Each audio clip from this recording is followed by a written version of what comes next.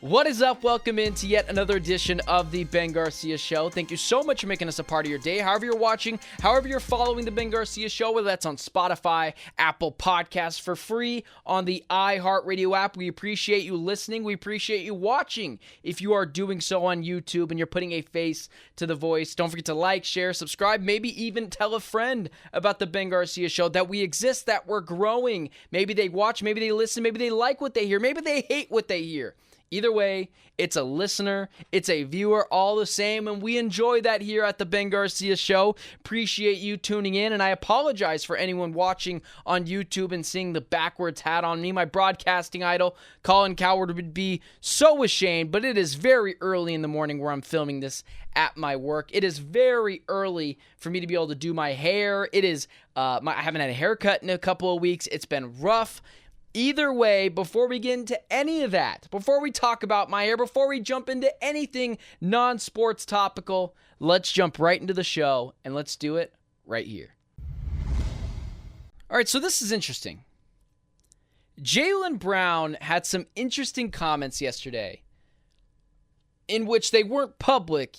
He got caught in the public eye with cameras, basically, people reading lips, and Jaylen Brown got caught basically saying, I don't think Bronny James is a pro. I don't think Bronny James is a pro. And it was pretty interesting to see, because then later on, a brand or whatever, someone had came out, they're called Legends, and basically had said, the woman sitting next to Jaylen Brown being like, yeah, he's probably going to be in the G League. And I'm paraphrasing, of course, but Jaylen Brown said, well, because of his name, he'll be on the Lakers. And people are reacting to this, either agreeing or disagreeing, or not fair of Jaylen Brown or fair of Jaylen Brown. Let's just be quite honest what it is. We already know that it's nepotism, and I've already ranted on this before, that you don't actually care about nepotism. You're just upset that it didn't happen to you. Nepotism happens in my space all the time. One of the reasons why it's harder for me in this business, just blatantly simple, is I'm not anyone's son. I'm not anyone's nephew. And that's a business that I just have to live with. But it's not nepotism. And this isn't something we've ever been surprised at. Or I guess I should say, this isn't about nepotism. And this isn't anything we should be surprised by. We know that Bronny James is just simply not a pro. But players get drafted all the time who shouldn't be in the NBA to make their star players happy, their superstar players happy in this instance. Giannis Antetokounmpo, Thanasis Antetokounmpo. I remember on the Phoenix Suns, Goran Dragic, they had his brother, Zoran Dragic at times. That's just what happens. At one point, they traded Goran Dragic and Zoran Dragic to the Miami Heat. I believe it was the Miami Heat. Traded both those players together because that was his brother. He wanted to play with his brother. And I wanted to give Bronny a few games in the Summer League, but this first 4 games, 25 minutes a game, 4 points, 22% field goal, still hasn't made a 3, 50% from free throw line. Shown some flashes defensively, but mostly it's a lot of Stugotz. Bronny James isn't a pro basketball player. Now he's going to be, and he's going to be in the NBA for a decent amount of time, for as long as LeBron is around, and as long as LeBron has influence, and as long as Clutch Sports has a death grip on the NBA and on the NBA's players, and blackballing NBA teams, Bronny James is going to have a spot. And I appreciate Jaylen Brown, who was very candid about this. Didn't offer an apology, and he shouldn't have. This is a guy that got caught on a camera and basically people reading his lips, but Jaylen Brown made a really good point. Said, it's a flex to have your son alongside you in the NBA. It reflects greatness and longevity. Bronny has all the tools around him to be successful, and I look forward to watching his growth. Basically, Jaylen Brown is saying this, and he says it very plainly and very simply, and I'm excited and I'm happy that he didn't issue an apology for hurting anyone's feelings. Bronny James doesn't need it. LeBron doesn't need it. Jaylen Brown sure as heck doesn't need to provide it. He says very specifically, Bronny has all the tools around him to be successful. Meaning Bronny does not have the tools to be successful. Bronny, for some reason, didn't get a lot of the height. Kind of similar to his dad in frame, but not really there either. He's an explosive athlete, for sure an athlete. can't shoot the ball very well. He's a okay passer. Defensively, laterally, he's fine, but he's undersized. It's not really something you're going to use as a defensive specialist in the NBA because he's so undersized. So this Bronny James thing is interesting.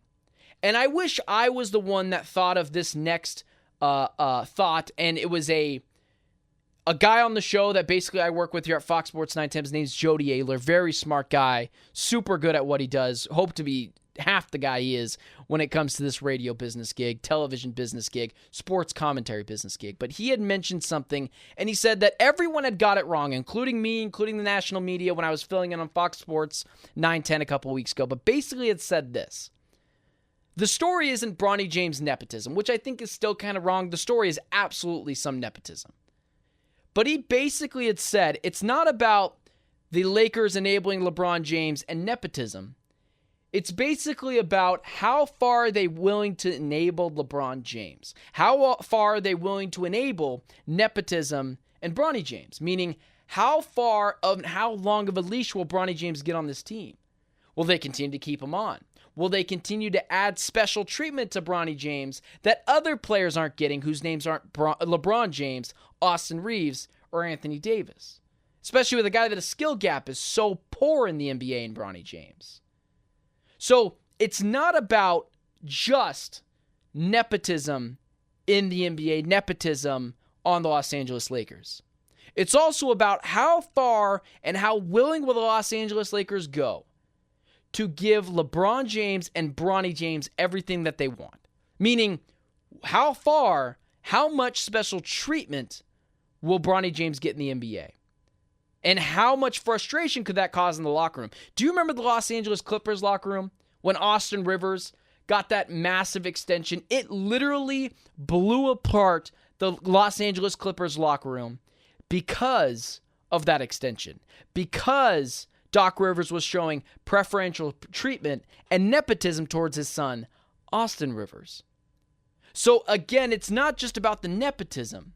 It's about how far the Los Angeles Lakers willing to go to appease their GOAT, one of the greatest players of all time, in LeBron James. Because if it's really far and it takes it to a massive extent, if he gets another extension, it could really spill over in the Lakers locker room. It could spell trouble, whether it's money, whether it's preferential treatment, whether it's just blatant nepotism. If it starts to upset the locker room, that could be something that could really, really mess with the Los Angeles Lakers. And that is as well the story along with nepotism in the NBA. It's not just that the Lakers picked him. It's how far are they willing to go to appease LeBron James. And it looks as if it's going to be as far as LeBron can extend it. You know, pivoting back over to yesterday, we talked about this ESPN top 10 list, and I had mentioned this, and I'll spend a couple of minutes on this. That basically it came out with a list that had all these different players. We'll recap it once again for you on today's edition of the Ben Garcia Show. But basically, plain and simple, executives, scouts, coaches, everything in between had ranked the top 10 quarterbacks in the NFL. Patrick Mahomes, Joe Burrow, Josh Allen, Lamar Jackson, Matthew Stafford, Justin Herbert, CJ Stroud, Aaron Rodgers, Jared Goff, Dak Prescott. If you want to know my opinions on the Justin Herbert at 6 and Brock Purdy being snubbed off this list, go ahead and check out the show that I made yesterday. And I mentioned this briefly, and it deserves its whole segment, so let's talk about it here. Joe Burrow is listed as the second best quarterback in the NFL. Josh Allen, 3. I have been a strong proponent and supporter of Josh Allen ever since he walked in the NFL. This dude's got a cannon of an arm. He's a heck of an athlete, and he's probably the least supported athlete since Aaron Rodgers on the Green Bay Packers. Josh Allen has not been given a sustainable offensive line, and up until last year, on the later half of the season, a running game. And outside of Stephon Diggs, it's been a lot of Gabe Davises who are awful, or Dawson Knox who have not lived up to expectations. The defense has been good, not great. It's been injury-riddled at times, and he doesn't have an offensive coach, just like Patrick Mahomes does, just like Matthew Stafford does, just like Justin Herbert does now, just like Joe Burrow does, Lamar Jackson, C.J. Stroud, Aaron Rodgers, Aaron Rodgers doesn't, but Jared Goff and Dak Prescott. Every other guy on this list outside of Aaron Rodgers has an offensive head coach. Josh Allen doesn't. That's a huge advantage to have in the NFL. Now, I'm not going to argue that Josh Allen is better than Patrick Mahomes. I don't think it's the Grand Canyon. I think it's a substantial distance, but I don't think it's a Grand Canyon difference between Josh Allen and Patrick Mahomes. I think if you swap spots, Josh Allen would be as good as Patrick Mahomes, and Patrick Mahomes would be as good as Josh Allen. But you can't do that, so you have to go off of trophies. Patrick Mahomes, in this instance, is substantially further than Josh Allen. The Grand Canyon, I don't think so. But Josh Allen has been wildly underrated his whole career. Because he throws a lot of interceptions, he's a gunslinger, which was seen as something cool years ago, is now seen as an awful thing now. People look down on him. But Josh Allen is a physical specimen.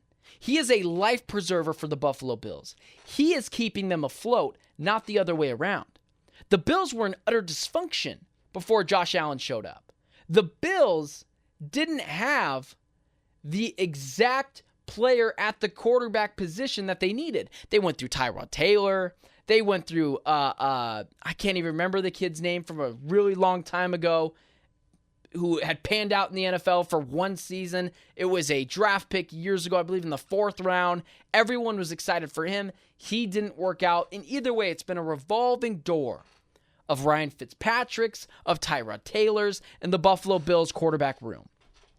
Josh Allen steps in the fold and completely stabilizes the position in a couple years and becomes undoubtedly a top 3 quarterback in the NFL. But there's no argument that Lamar Jackson is better than Josh Allen. He's been heavily more supported. He's had a better coaching staff. He's had the better culture. Lamar Jackson was not asked to save the Baltimore Ravens. They were a very capable organization before he showed up. Josh Allen was asked to save the Buffalo Bills. This is an organization that lost 4 straight Super Bowls at one point. That's who the Buffalo Bills were. Josh Allen saved them. If Josh Allen had nearly the support that half of these players on this list have, he would probably have 1 Super Bowl, 2 Super Bowls, and Patrick Mahomes would not already have 3. I'm not going to blame Josh Allen because Patrick Mahomes, Andy Reid, Travis Kelce, and the stability of the Kansas City Chiefs are so awesome. I have to give him praise. I have to be honest. Josh Allen is objectively one of the best quarterbacks in the NFL and the second best quarterback in the NFL. And I don't think the distance between Patrick Mahomes and Josh Allen is the Grand Canyon. This is a guy that last year, with Gabe Davis and Stephon Diggs-Shur and James Cook, took a team to the playoffs, lost in the divisional round, lost a hard-fought game in the divisional round. He beat the Chiefs last year, although not in the playoffs. So I get it. Joe Burrow defeated Josh Allen on the road in the playoffs. That's a big deal. I get it. Joe Burrow has had a lot of injuries. Joe Burrow, now you can't tell the story of Joe Burrow without saying, but he's had a lot of injuries. But he can't stay healthy. Josh Allen has largely stayed healthy to this point in his career. And he is a mix of Big Ben Roethlisberger and Cam Newton. All the good things of Big Ben Roethlisberger, all the good things of Cam Newton, and some of the really good things of Matthew Stafford and Aaron Rodgers, but given the fact that he does turn over the ball a lot. So I get it. I understand why some people may look down on Josh Allen. I'm not going to act like I'm outraged or I don't get it.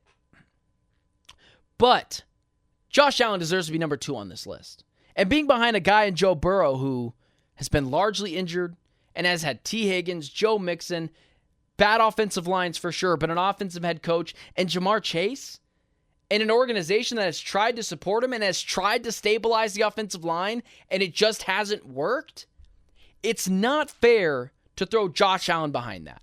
It's not fair to blame Josh Allen for being the life preserver for the Buffalo Bills because the continuous dysfunction of the Buffalo Bills. It's a fine organization, but they have a lot of issues, in meaning it should not take them until year 5, year 4, year 6 for Josh Allen to have a stable running back. Last year I was pounding the drum.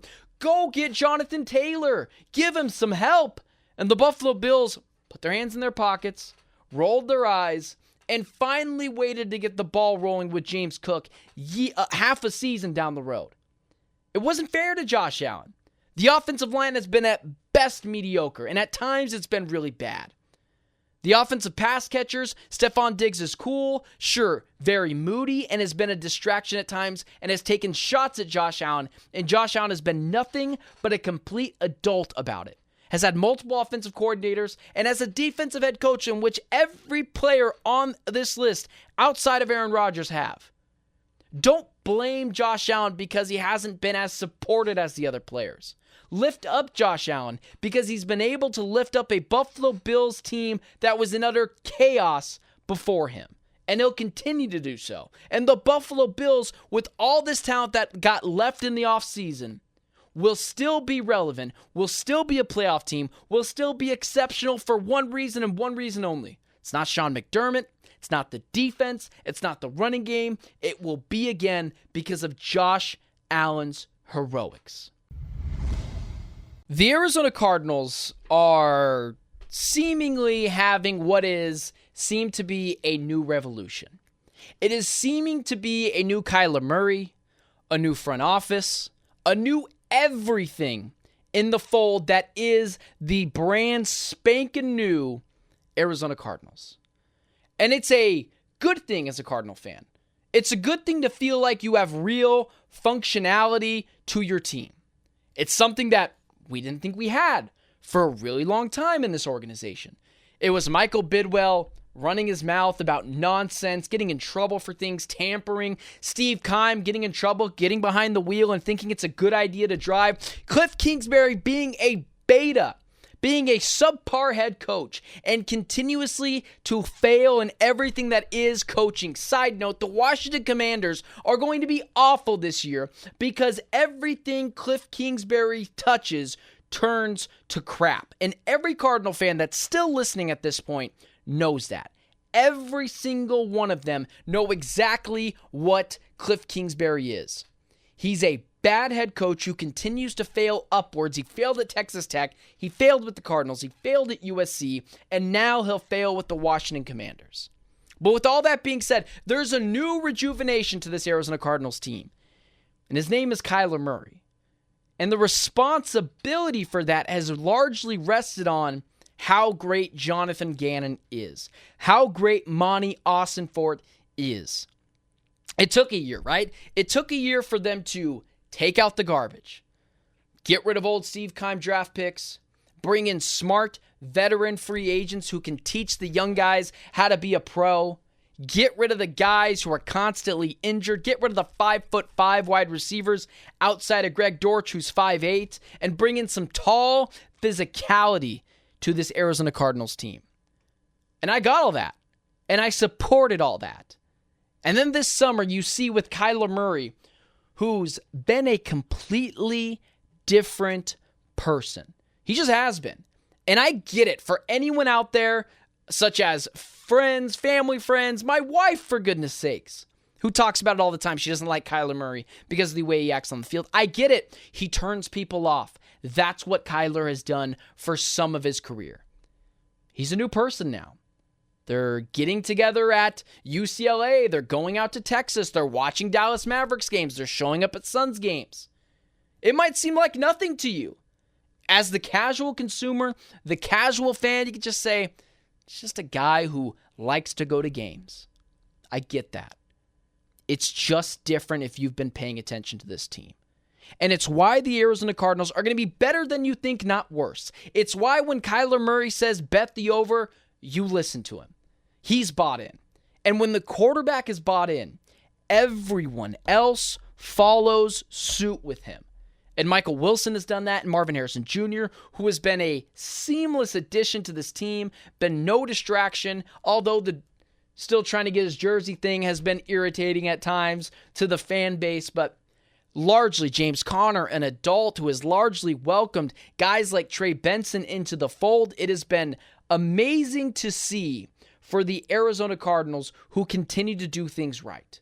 And it's why I've been so bullish. It's why I believe they're going to be a playoff team. It's why I wouldn't be shocked if they contended for the NFC West. The 49ers are still very, very good. The defense over there is still very, very good. We'll see how it hurts with Dre Greenlaw coming back, or maybe not so much off the Achilles tear. We'll see how it goes there for their defense. But this Cardinals team is setting up for a really, really fun season.